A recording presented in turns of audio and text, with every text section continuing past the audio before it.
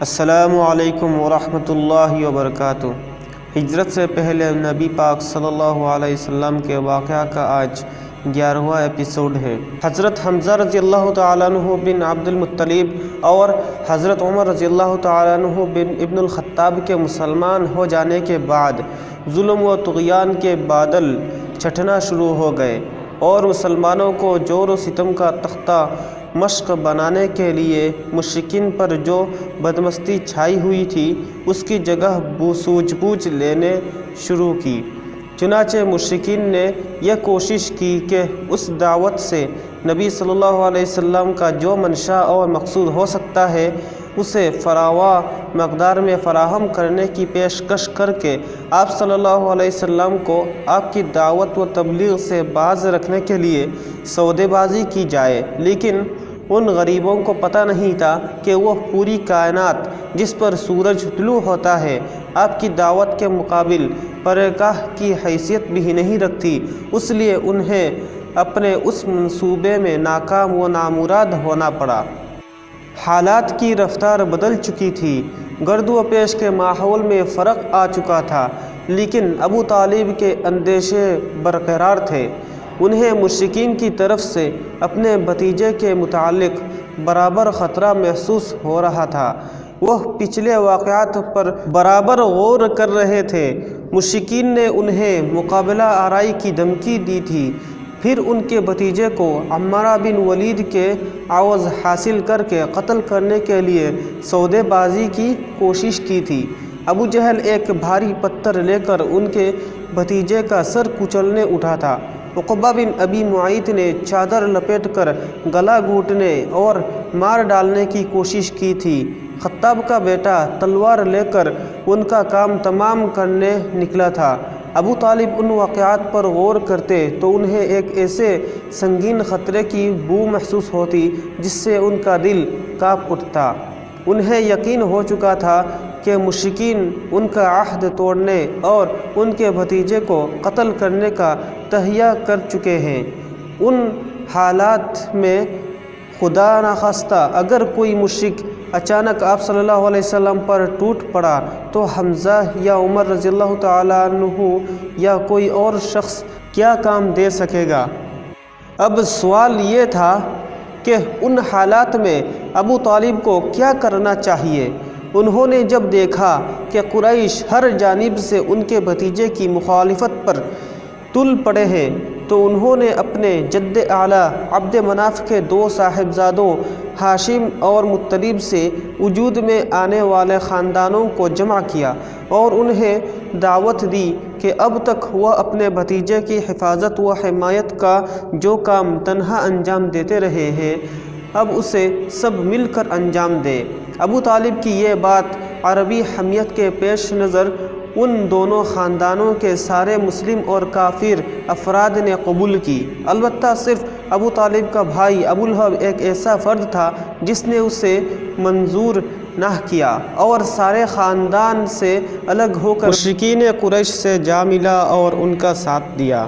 صرف 4 ہفتے یا اس سے بھی کم مدت میں مشرکین کو 4 بڑے بڑے دھچکے لگ چکے تھے، یعنی حضرت حمزہ رضی اللہ تعالیٰ عنہ نے اسلام قبول کیا، پھر حضرت عمر رضی اللہ تعالیٰ عنہ مسلمان ہوئے، پھر محمد صلی اللہ علیہ وسلم نے ان کی پیشکش یا سودے بازی مسترد کی، پھر قبیلہ بنی ہاشم و بنی مطلب کے سارے ہی مسلم و کافر افراد نے ایک ہو کر نبی صلی اللہ علیہ وسلم کی حفاظت کا عہد و پیمان کیا۔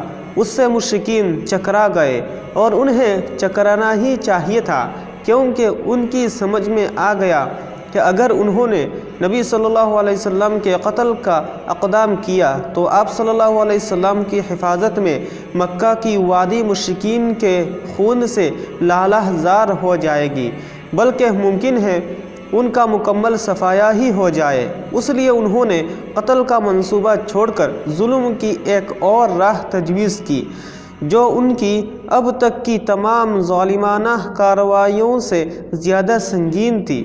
اس تجویز کے مطابق مشرکین وادی محصب میں خیف بنی کنانہ کے اندر جمع ہوئے اور آپس میں बनी हाशिम और बनी मुत्तलिब के ख़िलाफ़ यह आहद व पैमान किया कि ना उनसे शादी ब्याह करेंगे, ना ख़रीद व फ़रोख्त करेंगे, ना उनके साथ उठे बैठेंगे, ना उनसे मिल जुल रखेंगे, ना उनके घरों में जाएंगे, ना उनसे बातचीत करेंगे जब तक कि वो रसूलुल्लाह सल्लल्लाहु अलैहि वसल्लम को कत्ल करने के लिए उनके हवाले ना कर दे।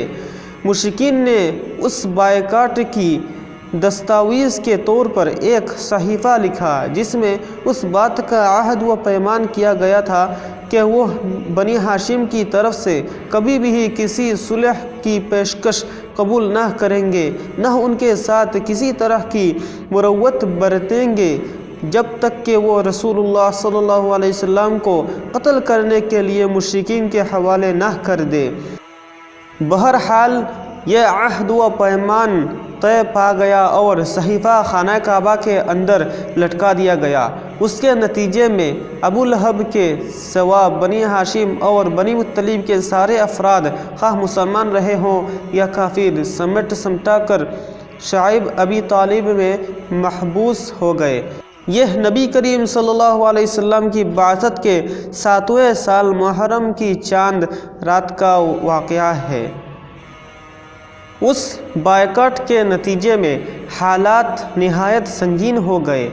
गल्ले और सामान खुर्दुनूश की आमद बंद हो गई, क्योंकि मक्के में जो गल्ला या फ़रोख्तनी सामान आता था उसे मुशरिकीन लपक कर ख़रीद लेते थे। इसलिए महसूरीन की हालत निहायत पतली हो गई। उन्हें पत्ते और चमड़े खाने पड़े। फाका कशी का हाल ये था कि भूख से बलकते हुए बच्चों और औरतों की आवाज़ें घाटी के बाहर सुनाई पड़ती थी।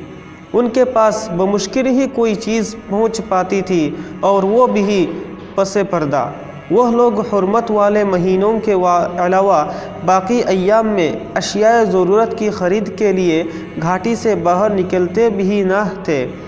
वह अगरचे काफ़िलों से सामान ख़रीद सकते थे जो बाहर से मक्का आते थे, लेकिन उनके सामान के दाम भी मक्के वाले उस कदर बढ़ाकर ख़रीदने के लिए तैयार हो जाते थे कि महसूरीन के लिए कुछ ख़रीदना मुश्किल हो जाता था। उधर अबू तालिब को रसूलुल्लाह सल्लल्लाहु अलैहि वसल्लम के बारे में बराबर ख़तरा लगा रहता था। इसलिए जब लोग अपने अपने बिस्तरों पर जाते तो वो रसूलुल्लाह सल्लल्लाहु अलैहि वसल्लम से कहते, तुम अपने बिस्तर पर सो रहो। मकसूद ये होता था कि अगर कोई शख्स आप सल्लल्लाहु अलैहि वसल्लम को कत्ल करने की नीयत रखता हो तो देख ले कि आप सल्लल्लाहु अलैहि वसल्लम कहाँ सो रहे हैं। फिर जब लोग सो जाते तो अबू तालिब आप सल्लल्लाहु अलैहि वसल्लम की जगह बदल देते, यानी अपने बेटों, भाइयों या भतीजों में से किसी को रसूलुल्लाह सल्लल्लाहु अलैहि वसल्लम के बिस्तर पर सुला देते और रसूलुल्लाह सल्लल्लाहु अलैहि वसल्लम को कहते, तुम उसके बिस्तर पर चले जाओ। उन महसूरी के बावजूद रसूलुल्लाह सल्लल्लाहु अलैहि वसल्लम और दूसरे मुसलमान हज के अय्याम में बाहर निकलते थे और हज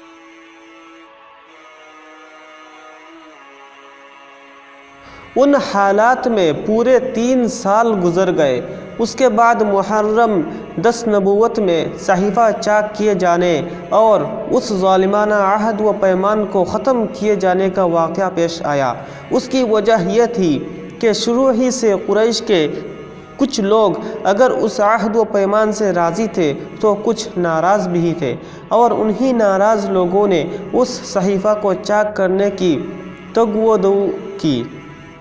उसका असल मुहर्रम कबीला बनु आमिर बिन लुई का हिशाम बिन अमर नामी एक शख्स था। यह रात की तारीकी में चुपके चुपके शआब अबी तालिब के अंदर गल्ला बेचकर बनु हाशिम की मदद भी किया करता था। यह ज़ुहैर बिन अबी उमैया मखज़ूमी के पास पहुंचा और उससे कहा, ज़ुहैर, क्या तुम्हें यह गवारा है कि तुम तो मज़े से खाओ पियो और तुम्हारे मामू का वो हाल है जिसे तुम जानते हो। ज़ुहैर ने कहा, अफसोस, मैं तने तनहा क्या कर सकता हूँ। हाँ, अगर मेरे साथ कोई और आदमी होता तो मैं उस सहीफ़े को फाड़ने के लिए यकीनन उठ पड़ता। उसने कहा, अच्छा, तो एक आदमी और मौजूद है। पूछा, कौन है? कहा मैं हूँ। ज़ुहैर ने कहा अच्छा तो अब तीसरा आदमी तलाश करो। उस पर हिशाम मुतइम बिन अदी के पास गया और बनु हाशिम और बनु अब्दुल मुत्तलिब से, जो कि अब्द मनाफ की औलाद थे, मुतइम के करीबी नसबी ताल्लुक़ का ज़िक्र करके उसे मलामत की कि उसने उस जुल्म पर कुरैश की हमनवाई क्यों कर की। याद रहे कि मुतइम भी अब्द मनाफ ही की नस्ल से था। मुतइम ने कहा अफसोस, मैं तने तनहा क्या कर सकता हूँ। हिशाम ने कहा एक आदमी और मौजूद है। मुतइम ने पूछा कौन है। हिशाम ने कहा मैं। मुतइम ने कहा अच्छा एक तीसरा आदमी तलाश करो। हिशाम ने कहा यह भी ही कर चुका हूँ। पूछा वह कौन है। कहा ज़ुहैर बिन अबी उमैया। मुतइम ने कहा अच्छा तो अब चौथा आदमी तलाश करो। उस पर हिशाम बिन उमर अबुल जंतरी बिन हिशाम के पास गया और उससे भी उसी तरह की गुफ्तगू की। उसने कहा भला कोई उसकी तायीद भी करने वाला है। हिशाम ने कहा हाँ। पूछा कौन। कहा ज़ुहैर बिन अबी उमैया, मुतइम बिन अदी और मैं। उसने कहा अच्छा तो अब पांचवा आदमी ढूंढो। उसके लिए हिशाम ज़ामा बिन असूद बिन मुत्तलिब बिन असद के पास गया और उससे गुफ्तगू करते हुए बनु हाशिम की क़राबत और उनके हुकूक याद दिलाए। उसने कहा भला जिस काम के लिए मुझे बुला रहे हो उससे कोई और भी मुत्तफ़िक़ है। हिशाम ने इस बात में जवाब दिया और सब के नाम बताए। उसके बाद उन लोगों ने हुजूम के पास जमा हुए और आपस में ये आहद व पैमान किया कि सहीफ़ा चाक करना है। ज़ुहैर ने कहा मैं इब्तिदा करूँगा, यानी सबसे पहले मैं ही ज़बान खोलूँगा। सुबह हुई तो सब लोग हसब मामूल अपनी अपनी महफ़िलों में पहुँचे। ज़ुहैर भी एक जोड़ाज़ीब तन किए हुए पहुँचा। पहले बैतुल्लाह के 7 चक्कर लगाए, फिर लोगों से मुखातब होकर बोला मक्के वालों, क्या हम खाना खाए, कपड़े पहने और बनु हाशिम तबाह हुआ बर्बाद हो, न उनके हाथ कुछ बेचा जाए न उनसे कुछ ख़रीदा जाए। खुदा की कसम मैं बैठ नहीं सकता यहाँ तक कि उस ज़ालिमाना और क़राबत शकन सहीफ़े को चाक कर दिया जाए। अबू जहल जो मस्जिद हराम के एक गोशे में मौजूद था बोला तुम गलत कहते हो, खुदा की कसम उसे फाड़ा नहीं जा सकता। उस पर ज़ामा बिन असूद ने कहा बखुदा तुम ज़्यादा गलत कहते हो। जब ये सहीफ़ा लिखा गया था तब भी हम उससे राज़ी न थे। उस पर अबुल जंतरी ने गरह लगाई ज़ामा ठीक कह रहा है, उसमें जो कुछ लिखा गया है उससे न हम राज़ी हैं न उसे मानने को तैयार है। उसके बाद मुतइम बिन अदी ने कहा तुम दोनों ठीक कहते हो और जो उसके ख़िलाफ़ कहता है गलत कहता है। हम सहीफ़ा से और उसमें जो कुछ लिखा हुआ है उससे अल्लाह के हुजूर बरात का इजहार करते हैं। फिर हिशाम बिन उमर ने भी उसी तरह की बात कही। यह माजरा देखकर अबू जहल ने कहा हो न हो ये बात रात में तय की गई है और उसका मशवरा यहाँ के बजाय कहीं और किया गया है। उस दौरान अबू तालिब भी हरम पाक के पास एक गोशे में मौजूद थे। उनके आने की वजह ये थी कि अल्लाह ताला ने रसूलुल्लाह सल्लल्लाहु अलैहि वसल्लम को उस सहीफ़े के बारे में यह ख़बर दी थी कि उस पर अल्लाह ताला ने कीड़े भेज दिए हैं जिन्होंने जुल्म व सितम और क़राबत शकनी की सारी बातें चट कर दी है और सिर्फ़ अल्लाह अज़्ज़ व जल्ल का ज़िक्र बाकी छोड़ा है। फिर नबी सल्लल्लाहु अलैहि वसल्लम ने अपने चचा को ये बात बताई तो वह कुरैश से ये कहने आए थे कि उनके भतीजे ने उन्हें यह और यह ख़बर दी है, अगर वो झूठा साबित हुआ तो हम तुम्हारे और उसके दरमियान से हट जाएंगे और तुम्हारा जो जी चाहे करना, लेकिन अगर वो सच्चा साबित हुआ तो तुम्हें हमारे बायकाट और जुल्म से बाज आना होगा। जब कुरैश को ये बताया गया तो उन्होंने कहा आप इंसाफ की बात कह रहे हैं। इधर अबू जहल और बाकी लोगों की नोक झोंक ख़त्म हुई तो मुतइम बिन अदी सहीफ़ा चाक करने के लिए उठा।